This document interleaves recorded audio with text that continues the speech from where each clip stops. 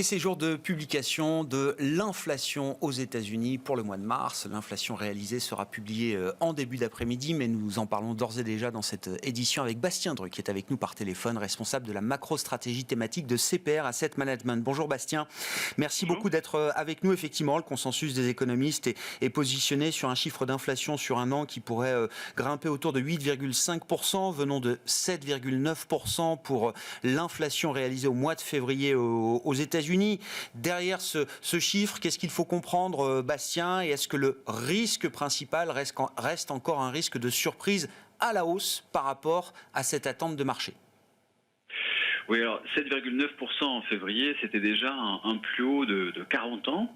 Je pense que c'est important de le rappeler. Et il est quand même assez probable aujourd'hui que l'inflation, elle monte bien au-dessus des 8,5 qui sont attendus par le consensus. On peut envisager 9% d'inflation aujourd'hui pour le mois de mars.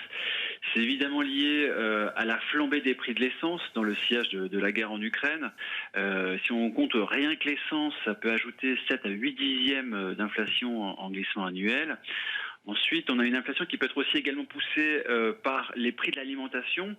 On a vu que l'indice des prix des denrées alimentaires de la FAO avait pris 13% rien que sur le mois de mars. Et donc, ça peut évidemment tirer l'inflation américaine fortement à la hausse.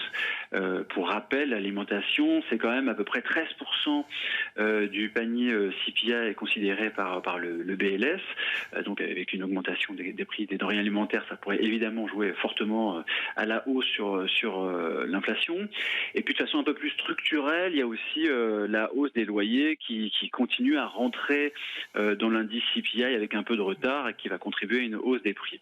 Peut-être le seul élément qui va un peu dans le sens inverse, qui pourrait aller dans le sens inverse, c'est on a commencé à avoir des petites baisses de prix des voitures d'occasion. Mais ça sera visiblement plutôt sur les mois prochains qu'on commencera à avoir un effet plus substantiel sur l'inflation. Ça devrait plutôt contribuer à une petite baisse du corps CPI, de l'inflation sous-jacente sur les prochains mois. Derrière la question de l'inflation, il y a évidemment la question de la résilience de la croissance américaine. Et quand on parle de la croissance américaine, on parle avant tout de la dynamique du consommateur américain. Bastien, cette semaine sera intéressante à ce titre également, puisque nous aurons la publication des ventes au détail pour le mois de mars aux États-Unis ce jeudi. Qu'est-ce qu'on peut dire du dynamisme de la consommation des Américains à ce stade? Est-ce qu'on est déjà sur un choc majeur qui se reflète en termes de consommation? Ou est-ce qu'il y a une forme d'adaptation, d'une certaine manière, du consommateur américain à ce nouvel environnement? Comme vous le soulignez, c'est vraiment l'élément qu'il faut suivre, qu'il faut surveiller de très très près. Est-ce que la consommation des ménages va tenir? Et pour le moment, on n'observe pas encore de rupture en ce qui concerne la consommation. Si on regarde par exemple les réservations dans les restaurants ou le nombre de vols domestiques, on a plutôt eu une tendance à l'augmentation sur les dernières semaines. Donc il y a un peu de rattrapage par rapport à la vague de Omicron notamment. Et si on regarde les chiffres de vente au détail, cette fois-ci hebdomadaires, qui sont publiés par le bureau du recensement, quand on regarde les ventes hors station-service, on a l'impression qu'elles continuent à vraiment bien tenir le choc pour le moment. Donc au final, on ne voit pas de décrochage significatif de la consommation.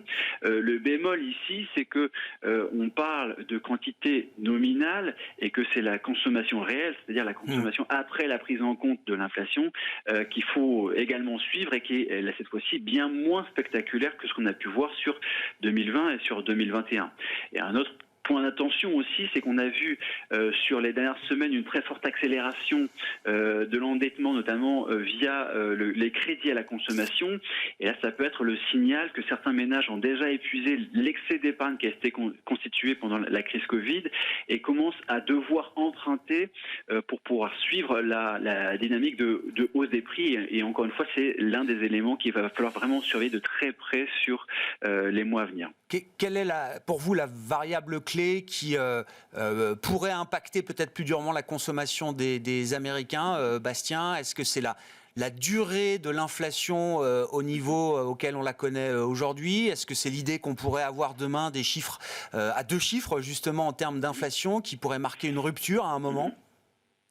Alors, je dirais qu'il y a deux choses. Il y a la première chose, c'est est-ce que les prix de l'essence vont rester aussi élevés, parce que là, ils sont à un niveau historiquement élevé aux États-Unis.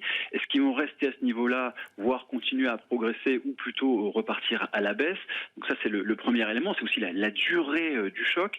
Et puis le deuxième élément, c'est dans quelle mesure cette inflation, elle se généralise à l'ensemble des biens et des services.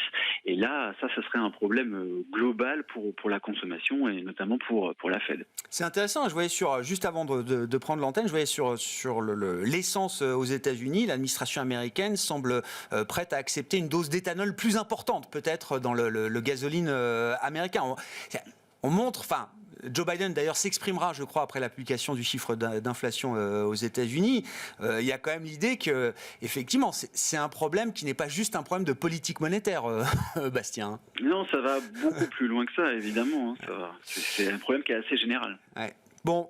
Si on prend quand même l'angle et la perspective de la politique monétaire américaine, donc prochaine réunion, ce sera début mai pour la Réserve fédérale américaine. Conclusion de tout ça, si on n'a pas de rupture pour l'instant constatée en termes de consommation aux États-Unis, avec l'envolée des chiffres d'inflation, ça veut dire qu'effectivement la stratégie d'aller vite et fort sur le resserrement monétaire, c'est la stratégie consensuelle désormais au sein du FOMC. Oui, très clairement. Là, toutes les communications qu'on a pu voir ces dernières semaines, et votre collaboratrice l'indiquait juste auparavant, c'est qu'on a vraiment même les membres les plus dovish du FOMC, les plus colombes, sont aujourd'hui assez offensifs en termes de politique monétaire. Il faut resserrer la politique monétaire très rapidement. L'un des éléments très marquants de la communication de la Fed, c'est que la Fed a deux mandats, il y a la stabilité des prix et le plein emploi. Et ce à quoi on a pu assister ces dernières semaines, c'est le fait que les membres du FOMC envoient le signal, qui est un peu à la Volcker, que désormais seul le mandat de stabilité des prix compte, qu'on va mettre le mandat de plein emploi un petit peu de côté pour le moment. Et ça, c'est vraiment quelque chose qui a été assez net, notamment dans le discours de Lael Brainard, la vice-présidente du board la semaine dernière. Elle indiquait, donc elle reprenait dans son intervention, elle commençait par une citation de Paul Volcker. Puis après, quand on sait que c'est la membre la plus dovish du FOMC, c'est quand même assez parlant et voilà, ça veut dire beaucoup de choses. Et puis après, ce qui est important cette fois-ci pour les marchés, c'est que dans son intervention de la semaine dernière, Lael Brainard avait été assez offensive, notamment en ce qui concernait la réduction du bilan de la Fed, indiqué que cette réduction du bilan de la Fed devait être très agressive, devait aller plus vite, et puis aller avec des montants qui seraient aussi plus importants. Et ça a amené un choc de taux réel. Et depuis le début du mois de mars, on a le taux réel 10 ans américain qui a pris quasiment 90 points de base. Donc c'est quand même quelque chose qui est assez conséquent. On commence à avoir quelque chose qui ressemble à l'épisode de Taper Tantrum de 2013, à la différence près que en 2013, les points morts d'inflation avaient plutôt baissé. Et là, on a plutôt des points morts d'inflation, c'est-à-dire des anticipations d'inflation de marché qui ont continué à progresser, donc ce qui veut dire que la Fed doit continuer dans sa communication agressive. Puis évidemment, ça a des conséquences sur les marchés actions. Ce qu'on a bien vu avec les deux moments cette année où on a eu de l'information sur la réduction du bilan de la Fed, c'est-à-dire début janvier avec les minutes du FOMC et puis la semaine dernière avec l'intervention de Lael Brainard, ces deux moments-là ont coïncidé avec je disais tout à l'heure, une forte hausse des taux réels, mais aussi un vrai choc sur les valeurs de croissance, sur le Nasdaq, alors qu'on a des secteurs value qui ont été relativement épargnés lors de ces deux moments de communication sur le bilan de la Fed. Oui, ce qui est très important que vous soulignez, Bastien, c'est le discours de plus en plus agressif de la Réserve fédérale américaine, y compris chez les membres les plus dovish, vient s'ajouter à un resserrement des conditions financières, comme on dit, qui est déjà spectaculaire, entre le raffermissement du dollar, l'écartement des spreads, la hausse des taux réels. Tout ça correspond déjà à peut-être plusieurs hausses de taux effectives de la Réserve fédérale américaine, d'une certaine manière, en équivalence en tout cas. Oui, de toute façon, la Fed, ça fait plusieurs mois, les membres du FOMC, ça fait quand même plusieurs mois qu'ils installent un discours quand même qui est assez agressif sur les choses qu'ils vont faire.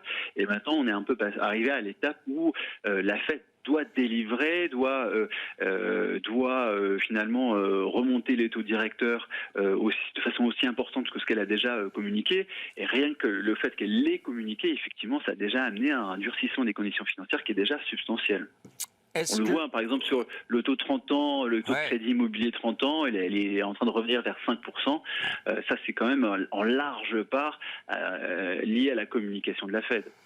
Est-ce qu'à la fin de la journée, il faut accepter l'idée d'une récession prochaine aux États-Unis, Bastien? Est-ce que c'est inévitable? Est-ce que c'est même un passage obligé, quand bien même on n'aime jamais appeler une récession de ses voeux? Ou est-ce que c'est encore, une situation qui est encore, une ornière qui est encore évitable?